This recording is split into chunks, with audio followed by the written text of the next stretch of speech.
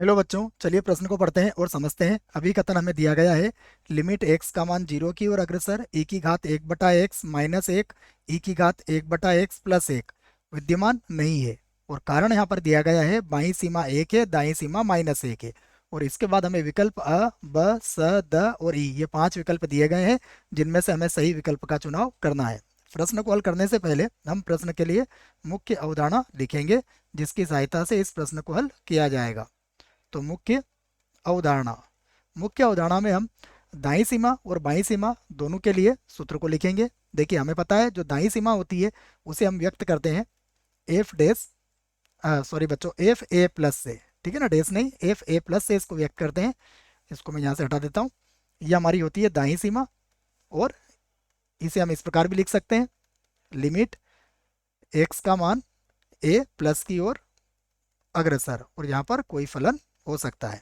उसके बाद अगर बाईं सीमा को लिखेंगे तो ये होगी एफ ए माइनस, जो किसके बराबर होती है, ये बराबर होती है लिमिट एक्स का मान ए माइनस की ओर अग्रसर, और ये हो जाएगा एफ एक्स। और यदि ये दोनों बराबर होती है तो सीमा का अस्तित्व होता है। तो यदि दोनों बराबर होगी तो यहाँ पर हम लिख लेते हैं लिमिट, यदि एक्स का मान ए प्लस की ओर अग्रसर है, उसके बाद बराबर है लिमिट एक्स का मान ए माइनस की ओर अग्रसर।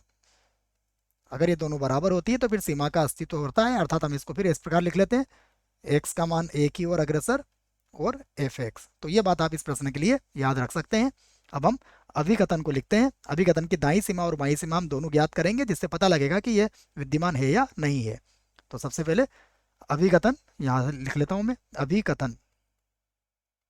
अभिकथन, ठीक है। तो अभिकथन में हम सबसे पहले क्या निकालेंगे, इसकी दाईं सीमा ज्ञात करेंगे। तो यहाँ पर लिख देता हूं मैं, दाईं सीमा, दाईं, या पूरा लिख देते हैं, एक्स बराबर 1 पर दाईं सीमा, एक्स बराबर 0 पर बच्चों, एक्स बराबर 0 पर दाईं दाईं सीमा। ठीक है, तो जब इसको लिखेंगे तो ये किसके बराबर बन जाएगी, जैसा आपको मुख्य उदाहरण में बताया। तो दाईं सीमा बराबर हो जाएगी लिमिट, अब एक्स का मान 0 प्लस की ओर अग्रसर होगा, और उसके बाद ये बन जाएगा ई की घात 1/x, यहाँ पर है -1, और बटा ये होगा ई की घात 1/x और प्लस 1, ये हमें दिया गया है। अब इसी के बराबर हम इसको इस प्रकार भी लिख सकते हैं, यहाँ से बराबर ये हो जाएगा लिमिट h का मान 0 की ओर अग्रसर, और ये बन जाएगा e की घातांक 1 ये 0 प्लस एच, 0 प्लस एच हो जाएगा, और यहाँ पर होगा -1, और बट में भी यही करेंगे, e की घात 1/0 प्लस एच रख देंगे, और फिर हो जाएगा प्लस का 1। अब यहाँ पर इसको एक बार और हल कर लेते हैं।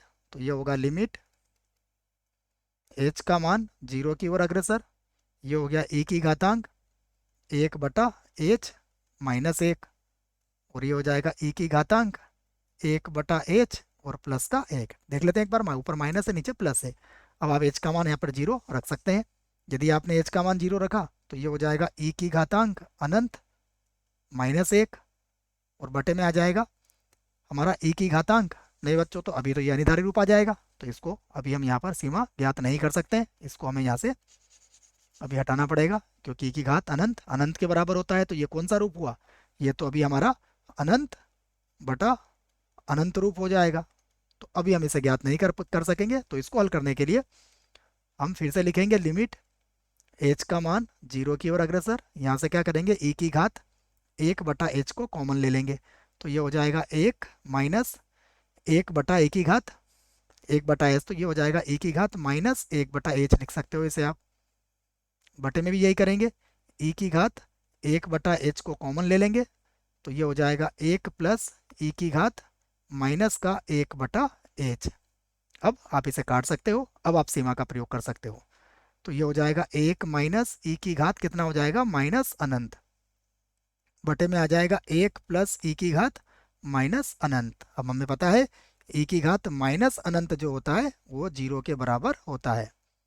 तो ये भी जीरो हो जाएगा, ये भी जीरो हो जाएगा, कितना आ जाएगा हमारे पास एक। तो ये हमारी दाईं सीमा किसके बराबर आई है, एक के बराबर आई है। अब हम बाईं सीमा ज्ञात करते हैं इसकी, तो यहाँ लिख लेते हैं एक्स बराबर जीरो पर बाईं सीमा, बाईं सीमा। तो जब बाईं सीमा को लिखेंगे तो क्या हो जाएगा बराबर, ये हो जाएगा लिमिट, यहाँ एक्स का मान जीरो माइनस की ओर अग्रसर, ई की घात एक बटा एक्स, ई की घात एक बटा एक्स है ये, तो इसको एक बटा एक्स लिखेंगे, और उसके बाद माइनस एक बटा ई की घात एक बटा एक्स और प्लस एक हो जाएगा ये। यहाँ से एक बार और इसको लिखना पड़ेगा, फिर हम इसको एच के रूप में बदल देंगे बच्चों, जैसे हमने पिछले बाईं सीमा में किया था। अब हम इसको ऐसा भी लिख सकते हैं, लिमिट ये हो जाएगा एच का मान जीरो की ओर अग्रसर, और अब जीरो माइनस एच रख देंगे, अर्थात ये बन जाएगा ई की घात माइनस का एक बटा एच माइनस एक, और ये भी हो जाएगा ई की घात माइनस एक बटा एच और प्लस एक। अब आप यहाँ एच का मान जीरो रख सकते हो, तो ये बन जाएगा ई की घात माइनस अनंत माइनस एक, और ई की घात माइनस अनंत प्लस एक। तो ये हमें क्या मिल जाएगा, माइनस एक मिल जाएगा। इसका अर्थ क्या हुआ, अतः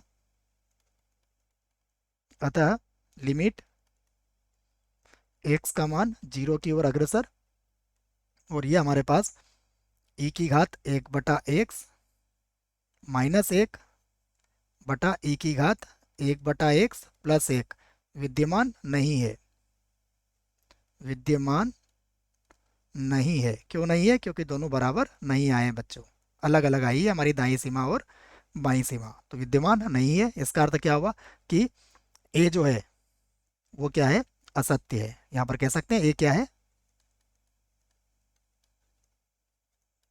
असत्य है ना। एक बार और पढ़ लेते हैं, ए जो है हमें विद्यमान, अच्छा विद्यमान नहीं है, इसका मतलब बच्चों क्या कहा गया है, लिमिट विद्यमान नहीं है, अर्थात ये तो सत्य हुआ, है ना। एक बार इसको वापस से लिख लेते हैं, उन्होंने कहा है कि विद्यमान नहीं है, इसका अर्थ क्या हुआ कि ये तो सत्य हो गया, तो लिख दिया हमने ए क्या है, सत्य है। उसके बाद अब बी की तरफ चलते हैं, तो बी में देखिए क्या आया है हमारे पास, बी में कहा गया है आर के अंदर ये कहा गया है कि बाईं सीमा एक है। हमारी बाईं सीमा कितनी आई है देख लेते हैं, हमारी बाईं सीमा आई है माइनस एक, और दाईं सीमा आई है एक। इसका अर्थ क्या हुआ, ए सत्य है, और यहीं पर हम लिख देते हैं कि बी ने जो कहा है या फिर आर जो है वो क्या है, असत्य है। आर क्या है, असत्य है। अब हम चलते हैं ए सत्य और आर असत्य, ठीक है। ए सत्य होगा और आर असत्य होगा, कहाँ पर होगा देख लेते हैं। तो ए सत्य लेकिन आर असत्य, तो बच्चों ये हमें स मिला है इसका सही जवाब, बाकी सभी गलत हो जाएंगे। आशा करता हूँ बच्चों प्रश्न का उत्तर समझ में आया होगा। धन्यवाद।